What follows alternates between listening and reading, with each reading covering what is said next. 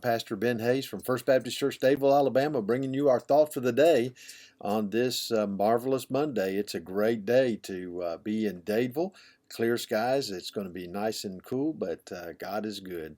Hope you had a great weekend. Hope you've started your day already with a copy of the Word and spending some time in prayer, because there's nothing better than starting your day that way. And I thank you for joining me this morning for our thought for the day. Share this with on your social media so that we can get the word out to as many people as possible. We're talking about faith today. We've been talking about faith the last several days, and even yesterday in the sermon. What is faith? I like the acrostic. I use this in my men's Bible study all the time. I like the acrostic for faith. It means, forsaking all, I trust him. In other words, no matter what's going on in life, no matter what's happening, no matter what the circumstances, I can trust God, I can trust Jesus to guide me, to lead me, to give me wisdom, to help me to understand what I need to be doing, how I need to be doing it, and just follow him and trust him to do what needs to be done in my life. That's what faith is. It's stepping out on nothing and finding something there. And as we look at this, James is telling us that faith without works is dead. Some will say, show me your faith without your works, and I say, show me your faith by your works. And there's a difficult understanding there, because Paul tells us that salvation is by grace through faith alone, and James says if you've got faith, you're going to do some works. The difference is we don't earn our salvation through works. We work because of our salvation. And when we last left off, we were on verse 19 of James chapter 2. And James writes, you believe that there's one God, you do well. Even the demons believe and tremble. Now here's the thing, the demons, the devil, they know God personally. They know he's real. They know he's powerful. They know what he can do. And because of that, they tremble. You remember when Jesus encountered one of the legion of demons, they were afraid of him.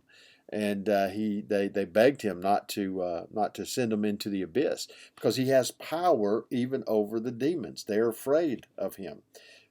But so many of us don't have that healthy fear of God. And when I say fear of God, I'm talking about fear. Fear of what he can do when we disobey him, fear of punishment, fear of judgment. But as believers, we don't have to have that fear. We can have the holy reverence, the holy awe that is sometimes referred to as fear, because we know that he loves us. We know that he's always with us. We know that he's guiding us and taking care of us. Forsaking all, I trust him. Now look at what he goes on to say in verse 20. But do you want to know, O foolish man, that faith without works is dead? Was not Abraham our father justified by works when he offered Isaac his son on the altar? Remember that story? God told Abraham, look, I want you to take your only son, the son of your old age, Isaac, the one that I promised would be the beginning of your multitude of progeny, like the stars in the sky and the sand on the seashore. I want you to take him up to Mount Moriah and offer him as a sacrifice to me. And you know what Abraham did? And he set out. He got the fire. He got the wood. He took his son with the servants, and they get to the foot of the mountain. He says, servants, you stay here. We're going to go on up and offer our sacrifice. And Isaac starts to realize, hey, we've got everything, but we don't have a sacrifice. You remember what Abraham said? He said, God will provide. God will provide. And they get up there, and Abraham builds the altar. He binds Isaac, lays him on the altar, and he brings the knife up ready to plunge it into Isaac's chest, and the angel of the Lord stops him.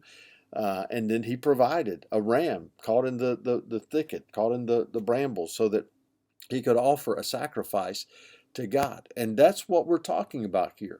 Abraham believed God, and because of that, it was counted to him as righteousness. Now, what did Abraham believe? He believed that even if he had killed Isaac and offered him as a sacrifice, God would have brought him back to life.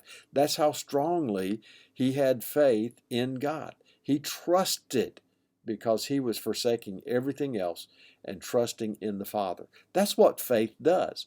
Now, I'm not saying that, you hear voices in your head telling you to go sacrifice your kid, you ought to do that.